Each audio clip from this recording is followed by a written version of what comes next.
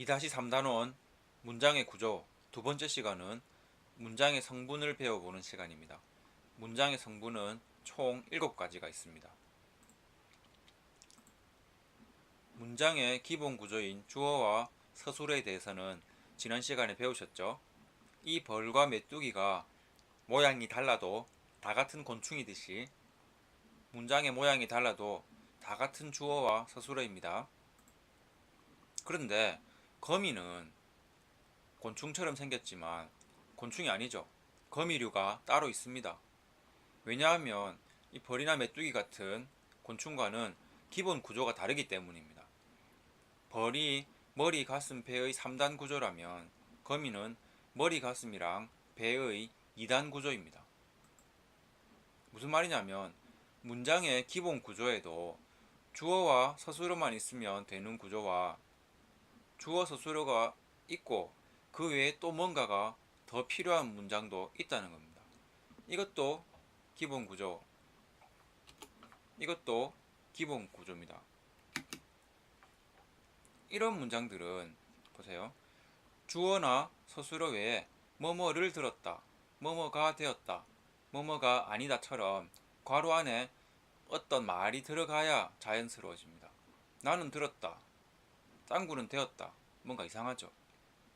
이것들은 주어와 서술어만으로 이루어진 문장하고는 다른 기본 구조에 속합니다. 즉, 국어의 문장은 두 가지 기본 구조가 있습니다. 첫째, 주어와 서술어만 필요한 경우. 둘째, 주어와 서술어 외에 목적어나 보어가 더 필요한 경우입니다. 1번에 속하는 문장은 주어와 서술어 딱 두 개만 있으면 문장이 성립합니다. 2번에 속하는 문장은 주어, 목적어, 서술어 또는 주어, 보어, 서술어처럼 세 가지 요소가 들어가야 문장이 성립합니다. 이때 기본 구조에서 뭐뭐를 또는 뭐뭐을에 해당하는 말을 목적어라고 하고 뭐뭐가 뭐뭐시에 해당하는 말을 보어라고 합니다. 지난 시간에 문장의 종류할 때 서술어의 맨 끝 글자 뭐뭐다, 뭐뭐니, 뭐뭐해라에 따라서 문장의 종류가 달라진다고 했지요. 목적어랑 보어도 이 단어의 맨 끝에 붙는 말에 따라 구분됩니다. 주어, 서술어, 목적어, 보어는 문장의 기본 구조이기 때문에 그게 빠져 있으면 문장이 어색해집니다.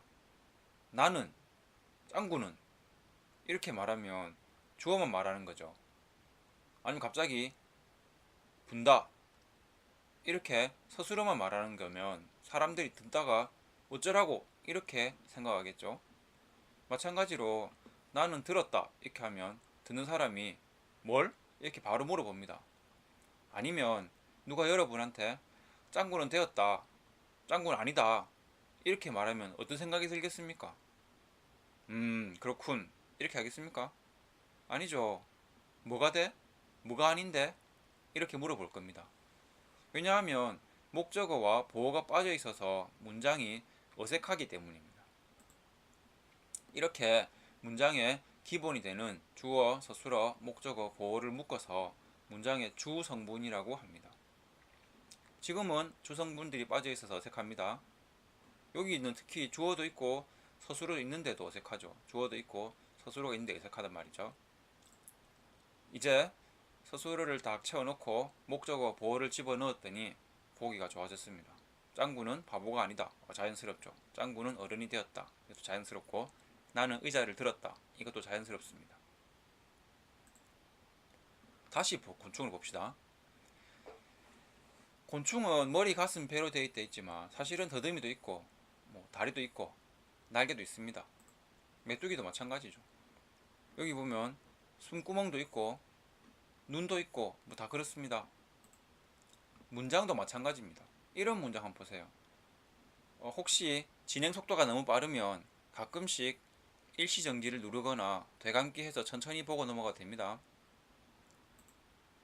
자, 이 빨간색 글씨 또는 파란색 글씨인 주어, 서술어, 목적어, 보어를 빼고도 아직 이런 검은 것들이 남아있죠. 이런 애들은 문장에서 어떤 역할을 하겠습니까? 일단 빼봅시다. 자, 그래도 기본적인 의미는 통하네요. 맞죠? 근데 만약 얘들이 들어가면 아까처럼 내가 어떤 사람인지, 짱구가 얼만큼 귀여운지, 바람이 어디서 어떻게 부는지, 희수가 언제 읽었는지, 어디서 읽었는지, 민지가 어떤 사람이 되었는지 의미가 더 자세해진 효과가 있습니다. 이렇게 문장의 기본 구조에 의미를 풍성하게 덧붙여주는 말들을 문장의 부속 성분이라고 합니다. 문장의 부속 성분에는 어떤 이라는 의미를 보태주는 관형어와 얼만큼, 뭐 어떻게, 언제, 어디서, 어디로, 뭐 이런 거 등등 다양한 의미를 보태주는 부사어가 있습니다. 지금까지 내용을 총정리하면 이렇습니다. 문장의 성분에는 우선 기본 구조인 주 성분과 기본 구조에 의미를 보태주는 부속 성분이 있습니다. 주 성분에는 서술어, 목적어, 보어 이런 것들이 있고, 부속 성분에는 어떤에 해당하는 관형어, 그 나머지 의미를 보태주는 부사어가 있습니다. 자, 마지막으로 문장에는 독립 성분이라는 게 있습니다. 자, 문장 잘 보세요. 빠르면 일시정지 하세요. 아까 있던 예, 와우, 희수야 이런 말들은 없어도 이 문장이 잘 성립합니다. 다 성립하죠. 그뿐만이 아니라 얘들 자기 혼자 쓰여도 어느 정도 의미를 나타낼 수 있습니다. 보세요. 누가 물어보겠죠. 당신은 김중수입니까? 그럴 때 예, 저는 김중수입니다. 이렇게 말해도 되지만 예, 이렇게 말해도 되겠죠. 짱구가 귀여울 때 짱구를 보고 와우, 짱구는 엄청 귀엽구나 이렇게 말해도 되지만 그냥 와우 이렇게 말해도 감탄의 의미가 나타난다는 말입니다. 즉 빨간색의 독립 성분이랑 검은색의 보통 문장이랑 서로 큰 관련이 없고 각자 독립적이라는 뜻입니다. 그래서 이런 말들을 묶어서 독립성분 또는 독립어라고 합니다. 이제 이번 단원도 끝났습니다. 이 표를 잘 기억하시면 됩니다. 이 표는 교과서 100쪽과 101쪽의 아랫부분에 있는 설명을 그림으로 나타낸 겁니다. 국어의 문장 성분에는 주어, 서술어, 목적어, 보어, 관형어, 부사어, 독립어 총 7가지가 있습니다. 이상입니다.